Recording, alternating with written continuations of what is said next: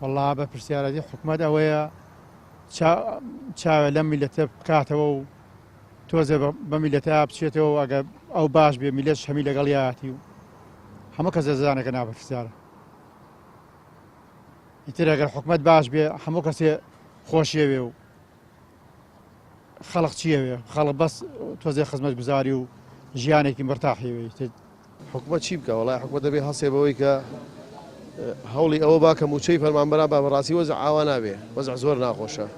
تێگەی لەبراو زەخت لە بەغا بکەن فشار بە بەغا بێنە تا موچەی فەرمانبەران بنێرێ بە جوای نانێرن بۆ بەغا تا لەوە بینێرن بۆ ئێرە تێگەی تا بەغا بینێرێ بۆ ئەمان تێگەی لەبراو ئیتر بەغا چیش ئینێکی نییە بەخوا خەتای ئەمانە خەتای بەغا نییە بەخوا. وڵی حکومت باشەوەیە موچەبا بە خەڵقانی خۆیان خەڵک فەقیرە و کەسابەت و شتن نییە و ئیتی وەرقی خەڵک بەڕاستی باشە خەڵک دەهاتی لەسەر موچەیە زیاتر وەنیە ئیتی وڵی هەرداوامانەوە حکومە موچەبا بە خەڵک و ئیتر خەڵک لەمە زیاتر باوە داماو نەبێ و ئەو دوو وڵای لە مەسئولیەتەکە لەسەر شانی حکومەتە ئەگەر نیا بە خەڵکی تر خەڵک بەڕاستی داماوە بێ بەس ئەو دوو موچە تازە لەوانە نەمێنێ حسابی نەماوی بۆ بکە ئەی کورن نایەن خۆکو ئەو دوو موچەکە ئیتنا بەگەرە مانگنوێ بن بە خەڵک تەواو لە سەدا خەڵک بێ هیوا و نەکبن هەموو کەسێ کورە وەڵا بدێ و نەدێ هەر فەوتاو ئەگەر خوا ڕەحم بەسییان کات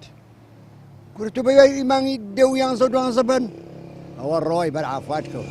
باوکمانیێتەوە دێ وەڵاویش نایەتەوە ئێ وەڵا نایەتەوە تاوە ڕۆی ڕۆیە وڵا کاریگەری زۆر دەستخورە سەر بازار بەرپرساندنیش لەسەر حکومەتی هەرێمی کوردستانە